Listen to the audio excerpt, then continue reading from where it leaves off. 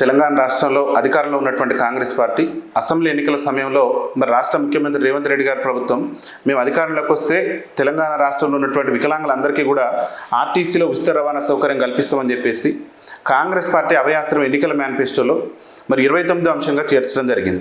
ఈ 29వ అంశం చేర్చి దాదాపు ఏడాదిన్నర పాలన పూర్తవుతుంది. ఒక పక్క రాష్ట్ర ముఖ్యమంత్రి రేవంత్ రెడ్డి గారి ప్రభుత్వం కాంగ్రెస్ పార్టీ ఏదైతే 6 గ్యారంటీలో భాగంగా మా మహిళా అక్కలకు చెల్లెలకు ఇలా ఉచిత రవాణా సౌకర్యం కల్పించారు. దానికి మేము కూడా స్వాగతిస్తున్న వికలాంగుల జాతి పక్షాన. అయితే ఈ ఉచిత ప్రయాణ సౌకర్యం మహిళలతో పాటు వికలాంగుల సమాజానికి కల్పించకుండా వికలాంగుల పట్ల రాష్ట్ర ముఖ్యమంత్రి రేవంత్ రెడ్డి గారు వివక్ష ప్రదర్శిస్తుండటం కొంత బాధ కలిగించేటటువంటి విషయం. రాష్ట్ర ముఖ్యమంత్రి గారు మేము ఒకటే విజ్ఞప్తి చేస్తున్నాం, దయచేసి తెలంగాణ రాష్ట్రంలో ఉన్నటువంటి వికలాంగుల సమాజానికి అందరికీ కూడా ఆర్టీసీలో ఉచిత ప్రయాణ సౌకర్యం కల్పిస్తానని మీ పార్టీ ఇచ్చినటువంటి హామీయే. మీరు అధికారంలోకి వచ్చి ఏడాదిన్నర పాలన పూర్తయింది. వికలాంగుల సమాజానికి ఇచ్చిన ఏ ఒక్క హామీని కూడా నెరవేర్చలేదు. ప్రభుత్వం మీద పెద్ద ఒత్తిడి కూడా లేదు. ఎందుకంటే ఆల్రెడీ వికలాంగుల సమాజం 50% రాయితీతో మేము ప్రయాణం చేస్తున్నాం. గతంలో ఎన్టీ రామారావు గారు ముఖ్యమంత్రి ఉన్నప్పుడు వికలాంగుల సమాజానికి 50% రాయితీతో ఉచిత ప్రయాణ సౌకర్యం రాయితీతో ప్రయాణ సౌకర్యం కల్పించాడు. మీ కాంగ్రెస్ పార్టీ ఎన్నికల మేనిఫెస్టోలో స్పష్టంగా పేర్కొన్నారు. ఎన్నికల మేనిఫెస్టోలో వికలాంగులకు ఉచిత ప్రయాణ సౌకర్యం కల్పిస్తానని చెప్పేసి ఏడాదిన్నర పాలన నుంచి దీన్ని కాలయాపన చేయటం అంటే వికలాంగుల సమాజం పట్ల మీరు వివక్ష చూపుతున్నారంటానికి ఇది ఒక నిదర్శనం. కాబట్టి రాష్ట్ర ముఖ్యమంత్రి రేవంత్ రెడ్డి గారిని మేము ఒకటే ఈ జవాబ్ టీవీ ఛానల్ వేదిక నుంచి ఒకటే విజ్ఞప్తి చేస్తున్నాం, దయచేసి మా వికలాంగుల వేదనను గుర్తించండి. ఈ తెలంగాణ రాష్ట్రంలో దుర్భర జీవితాలు గడుపుతున్న సామాజిక వర్గం వికలాంగుల సామాజిక వర్గం. మా వికలాంగుల విద్యార్థులు ఉన్నారు. ఇలా విద్యార్థులు పాఠశాలకు వెళ్ళాలన్నా లేకుంటే ప్రయాణానికి వెళ్ళాలన్నా ఎక్కడికన్నా దైవ దర్శనాలకు వెళ్ళాలన్నా కానీ ఈ ఉచిత ప్రయాణ సౌకర్యం అందరికంటే కూడా వికలాంగుల సమాజానికి ఎక్కువ ఉపయోగపడితే సమాజం కూడా హర్షిస్తుంది. ఇలా మీరు మహిళలకు ఉచిత ప్రయాణ సౌకర్యం తీసుకొచ్చారు. దానివల్ల ఎంత ఇబ్బందులు అవుతున్నాయి. రాష్ట్రంలో ఆర్టీసీ బస్సు ఎక్కాలంటే ప్రజలు వికలాంగులు కూడా భయపడేటటువంటి పరిస్థితి ఉంది. ముఖ్యంగా ఆర్టీసీ బస్సుల్లో ఏమవుతుందంటే ఈ మహిళలకు ఉచిత ప్రయాణ సౌకర్యం కల్పించిన నాటి నుంచి కూడా మా వికలాంగుల సీట్లలో వికలాంగులు కూర్చొనిచ్చేటటువంటి పరిస్థితి లేదు. ఇలా వికలాంగుల సీట్లు వికలాంగులకి ఏమని అడిగితే కూడా మా మీద వాదనలకు దిగి పంచాయతీలు పెట్టుకొని గొడవలు పెట్టుకొని మమ్మల్ని ఇబ్బంది పెట్టేటటువంటి ప్రయత్నం చేస్తున్నారు. ఈ మధ్య కాలంలోనే వికారాబాద్ జిల్లాలో ఓ తల్లి కొడుకు వికలాంగుడు ఆర్టీసీ బస్సు ఎక్కలేనటువంటి ఒక దౌర్భాగ్యకరమైనటువంటి పరిస్థితి ఉంటే ఆర్టీసీ బస్సు కింద తను పండుకొని తన కుమారుని బస్సు ఎక్కనివ్వాలని చెప్పేసి ఒక తల్లి మనోవేదనకు గురైంది. మరి రాష్ట్ర ముఖ్యమంత్రి రేవంత్ రెడ్డి గారి ప్రభుత్వానికి కనబడట్లేదా? రాష్ట్రం క్యాబినెట్లో కూడా మహిళా మంత్రులు ఉన్నారు, వాళ్ళకి కనిపించట్లేదా? రాష్ట్ర రవాణా శాఖ మంత్రి పొన్నం ప్రభాకర్ ఉన్నారు, ఆయనకు కనిపించట్లేదు. మాకైతే అర్థం కావట్లేదు.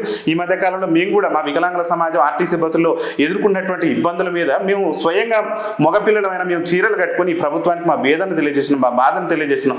కనీసం మా యొక్క బాధను కానీ మా సమస్యను కూడా ప్రభుత్వం ఆలోచన చేయకుండా ఇంతకంటే దురదృష్టకరమైన ఉందా? దయచేసి రాష్ట్ర ముఖ్యమంత్రి రేవంత్ రెడ్డి ఇప్పటికైనా మేల్కోనండి. ఈ సమాజంలో అన్ని వర్గాల కంటే కూడా అణగారిన వర్గం వికలాంగుల వర్గం కాబట్టి ఆ వర్గం అభివృద్ధి కోసం మీరు పాటుపడాలి. కాబట్టి ఆర్టీసీలో వికలాంగుల సమాజానికి వెంటనే ఉచిత ప్రయాణ సౌకర్యం కల్పించండి. ఆ ఉచిత ప్రయాణంతో పాటు ఆర్టీసీ బస్సులు ఉచిత ప్రయాణం దేంట్లో ఇస్తున్నారు? ఎక్స్ప్రెస్ మన ఆర్డినరీ బస్సులలో ఇస్తున్నారు. మా వికలాంగులకు మాత్రం సూపర్ లగ్జరీ గరుడ.